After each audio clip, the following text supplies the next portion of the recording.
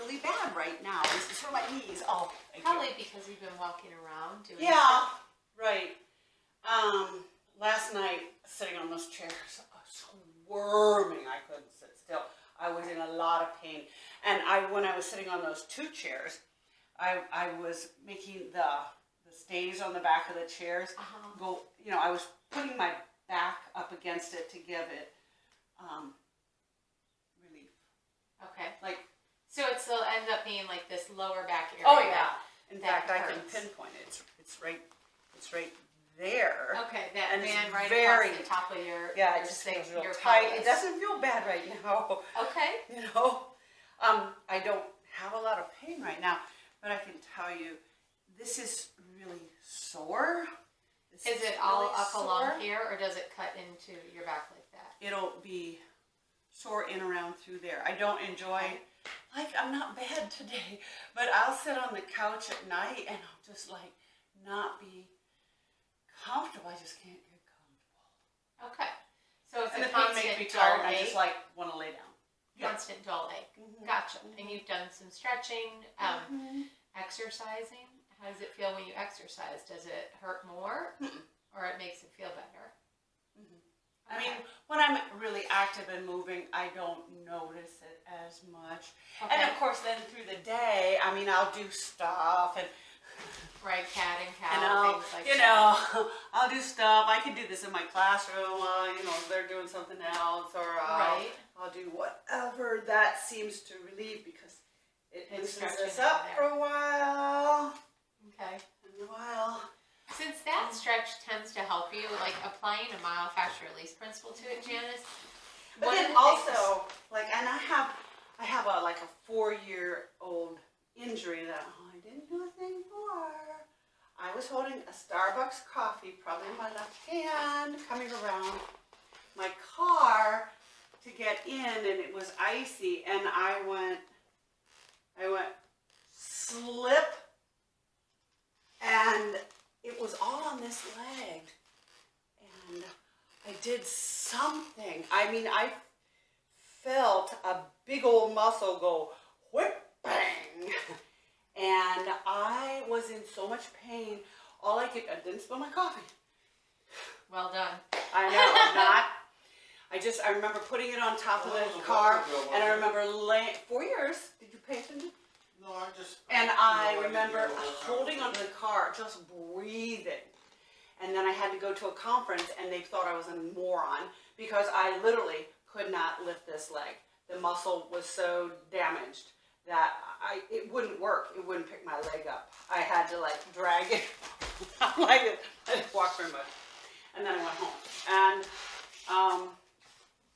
I was still teaching, and I would say to myself, I am so glad I have a job where I stand up all day, because, you know, I would just like stretch and do all kinds of things. But I should have gone. I didn't. So, one of the things, come right here, and I want you to So this- stand up. Just stay standing, okay? I just want to see alignment-wise, how are you? First thing I want you to focus on is you lock your knees. And I since do. you do I stand do. a lot, well, you were just that second ago. Okay. right? So just be aware of always having a little bit of a bend in your So knees. this is locked. This is locked knees. That's locked knees. It doesn't have to be that extreme, but just a little bit of a bend in your knees. Wow. Because notice how that shifts your pelvis and it opens up your lower back. Yeah, but I don't stand like that. Oh, right. Really? Like standing like this? Just with that little gentle bend. It's not a lot, but I don't want you to lock your knees. Because Okay, when you lock so your don't- knees like Don't that, do that. Don't Right. do the soldier thing. because when you lock it, it tilts that pelvis forward and it makes your lower back, This your comes vertebrae forward. go. Yes, it does. So it makes put my that- lower back do what? It scrunches up your lower back. Mm-hmm. Notice when you bend your knees, what happens to your pelvis? It Tips the other way. Mhm. Yes. Okay. So that's the first thing you want to do to try to I help do. that I back stand up. around every once in a while, and I'll stand like this. Yeah. Because in it yoga, you know, we stretches did the the chair lower- thing, and I'll stand there and I go, I know people think I'm weird, but this feels good. It does. So just make sure you do not lock your knees.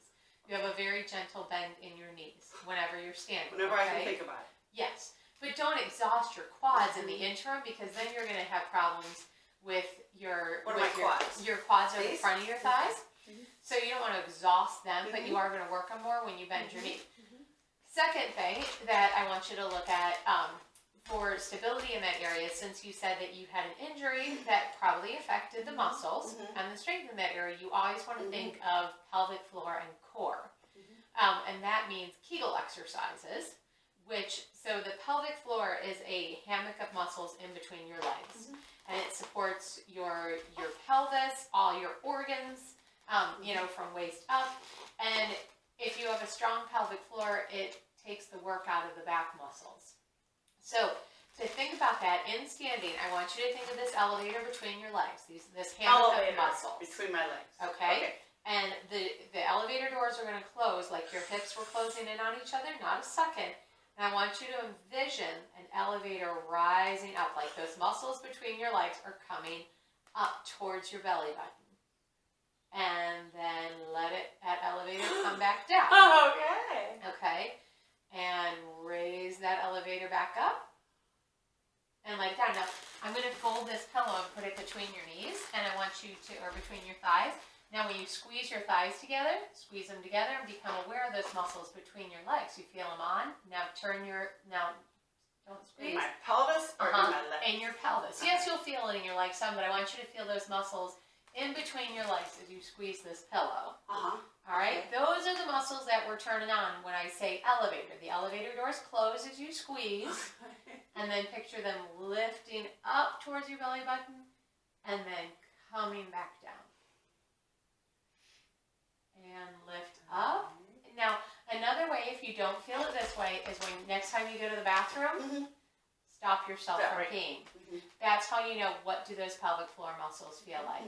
If you can strengthen those pelvic floors, you're going to notice a tremendous difference in your lower back pain, because the pelvic floor will start working, as opposed to this huge muscle called your psoas. That the psoas, it connects all along your lumbar spine, this lower spine here. And so touch me and show me where it's at. Sure. All along this lower back area. I call it the loin chops. The loin chops. Is it that big muscle? And then, no, it's not. You're not going to feel it, because these are your lats, your lower trapezius muscles, and what's called your quadratus lumborum that goes at this diagonal. Your psoas starts in this lower back area and goes down to your sacrum area, right above your pelvis, right here. Like right there. So like if this was your spine, okay, my shoulder would be the head.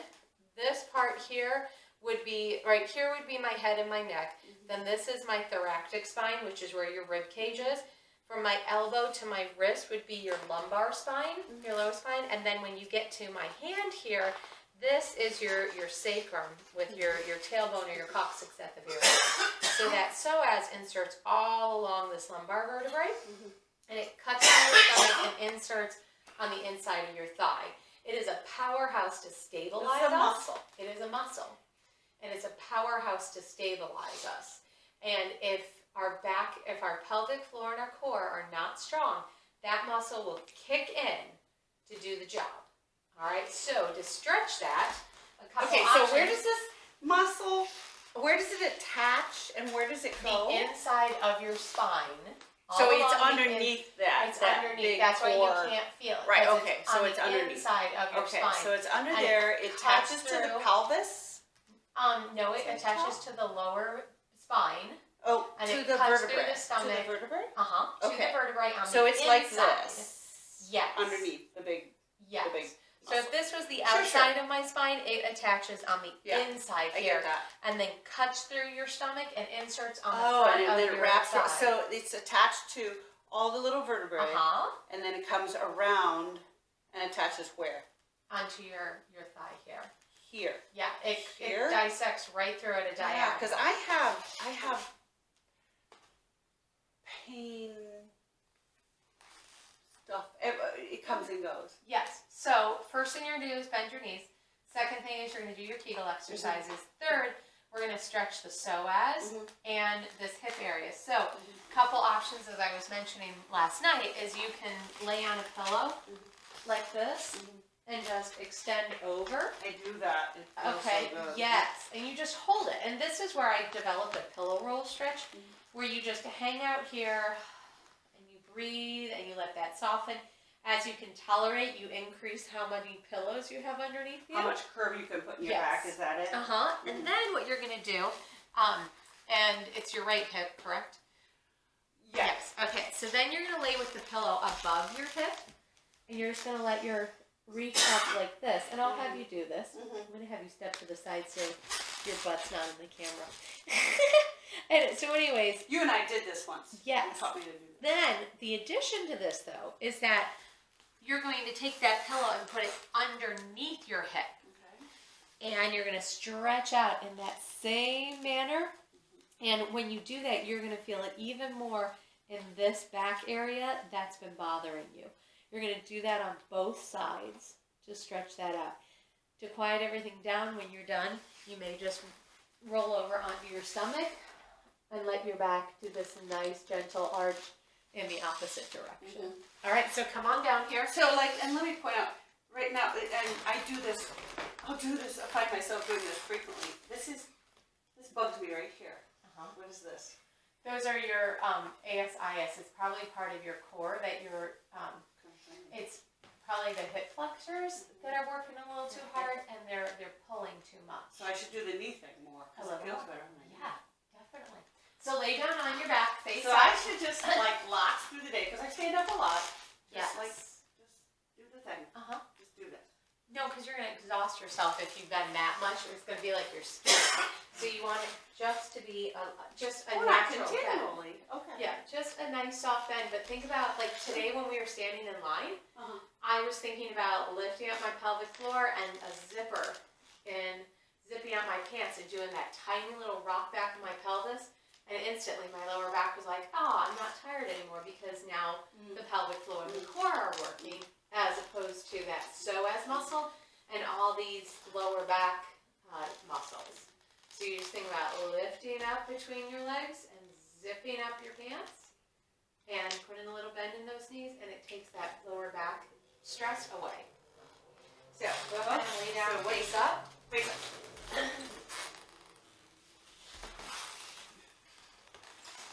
Yeah, like when I sit down, it just like, ooh, right?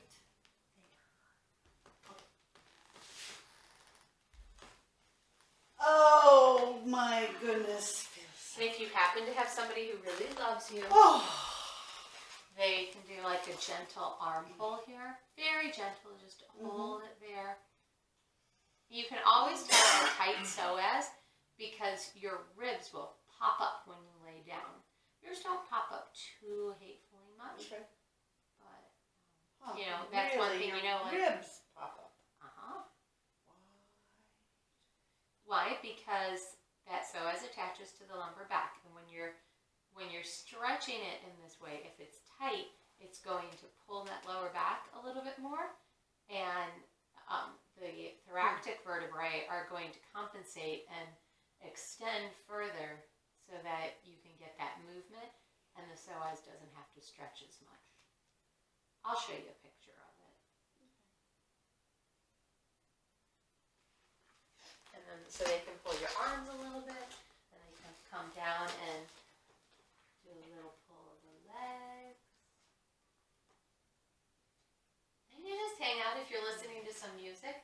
You hang out and listen to the music. How about sports yelling? No. I prefer when we're trying to ask the body to let go of tension that we try to put our autonomic nervous system to sleep and wake up that parasympathetic nervous system as opposed to the one that's already been firing the sympathetic. And you want to hold this for about 5 minutes or more till you start to feel that shift in your body, which that shift is when you feel things soften or melt or lengthen, when you hear belly sounds, because that means that sympathetic nervous system is quieting down and digestion can finally occur. So that's where belly sounds come in. Your eyes may flutter, which is a definite indicator of tissue memory. You may also notice you'll salivate Tissue more. what? Tissue memory. Oh, memory. You know, like our body's holding and bracing patterns.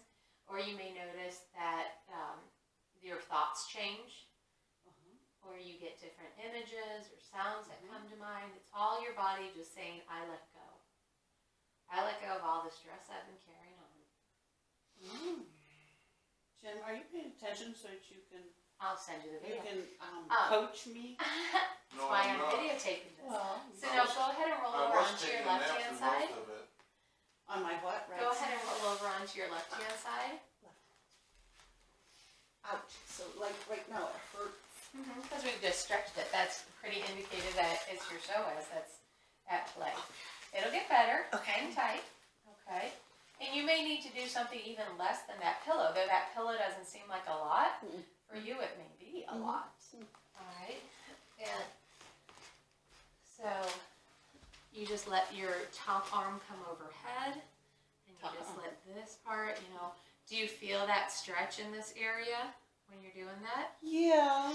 And it may not be as much as you will, but I want you to let that leg come back towards me a little bit more. Yes, more. There you go. So the more you let that leg come back, the more you're going to feel this.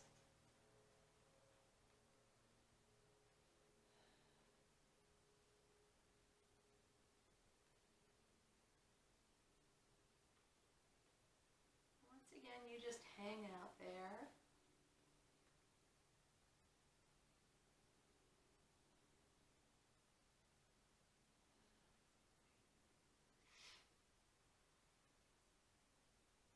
And if your body is really, really tight, which I'm not feeling like your body is really, really tight, but if it was, when you start stretching, it can be as much, you can feel like you've been run over by a bus the next day because you've released a lot of lactic acid. That's when you need to drink more, and you need to do some light exercise, walking, riding a bike, that type of thing to get that lactic acid out of your body. You're noticing I'm putting a little bit of a rock and shake into this, and that is because that will help your body to soften and let go. If you're laying in a stretch and nothing's happening, and you're not feeling that tension go away, you just apply this gentle rocking and shaking motion, and things start loosening up. That's interesting. I do that in yoga. Yep. Like they put us into a pose, and I'll like wiggle a part of me Yeah. because it feels better.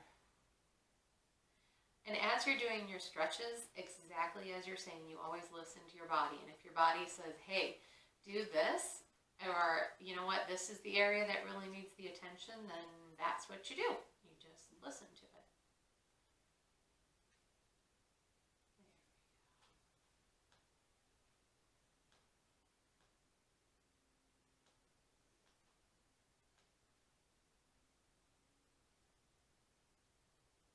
Whenever you have pain, you can first address it, immediately with ice. If it's been prolonged, you go heat.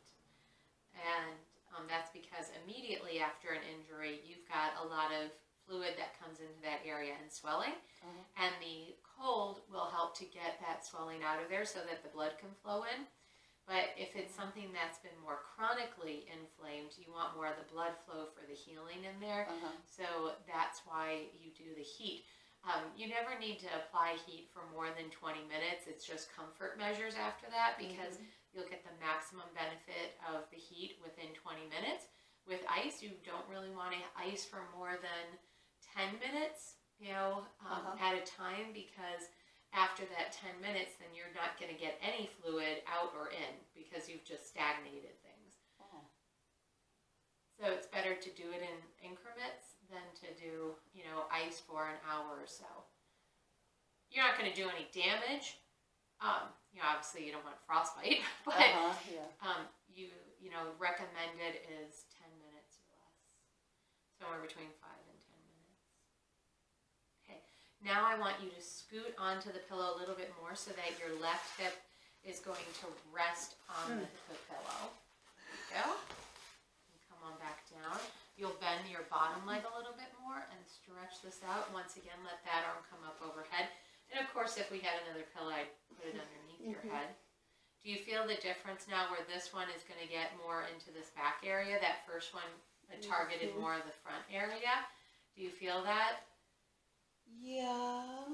You don't have to lie. I'm feeling a little a little tightness. Yeah, right where I was Thing going. right That there. was where your body was telling me, right in the sacral area, that it's not very happy. So you could take the releaser ball, or you could take a folded up washcloth and just lay on your back and fold that washcloth up into a rectangle and place it right On that along, spot, yeah. along your sacrum area, this lower Hey spine. Jim, throw. Oh shoot, he's Well, that pillow. I'll get Put you a down by your pillow. I'm feet. not in a comfy spot here, so I can get it.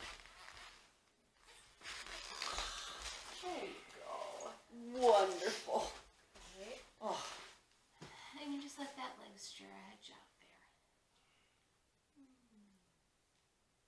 Of course, as I mentioned, if you get that releaser ball and put it right here in this little spot as you're laying on your stomach, wow. that will definitely help that psoas out Okay, wow. tremendously.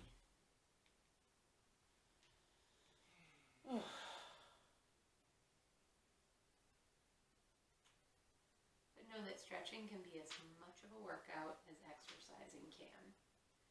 So sometimes you don't always feel as great as you think you would after you stretch because you're moving a lot of stuff around. So I'm going to limit how long you hold this one, and I want you to roll over onto your stomach, keeping that pillow. So how long do your I stomach. hold this? You know, you hold it, idealistically till you feel things soften and let go, and things are like, okay, I think I've got the maximum benefit of this stretch. Detached from time. Because some stretches I'll hold for 2 minutes, some I'll hold for 5, some I'll hold for 10, some I will just lay in for like 15, 20 minutes because they feel so good. And especially with the releaser ball, I'll keep shifting around in different places, going all over on the glute, on the psoas, in between, to the other side, and just let my body guide where I'm supposed to go with that. So go ahead and roll over onto your stomach. And you're going to keep the pillow on your stomach. Oh. Okay, just like that. And this is another one you can do 1 or 2. And notice how then this is opening up that lower back area. So it's given a nice stretch into this area.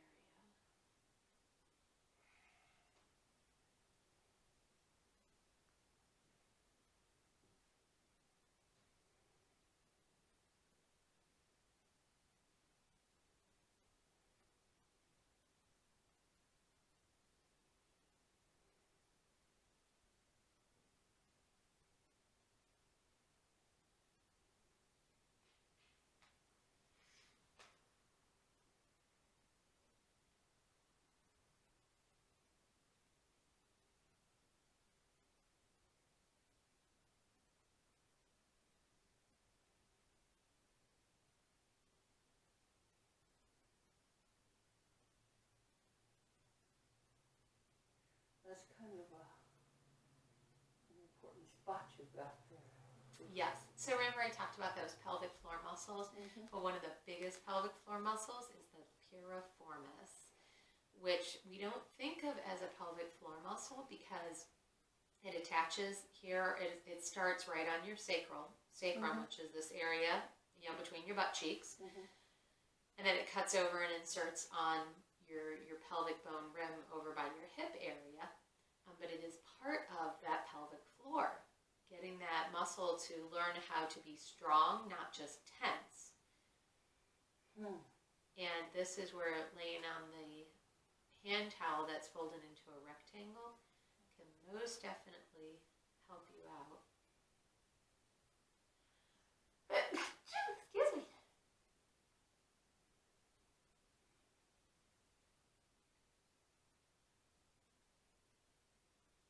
And following the myofascial release principles, I just apply a pressure till I feel your body resist. Just like when you're doing a stretch, you find that position where you feel your body resist a little bit,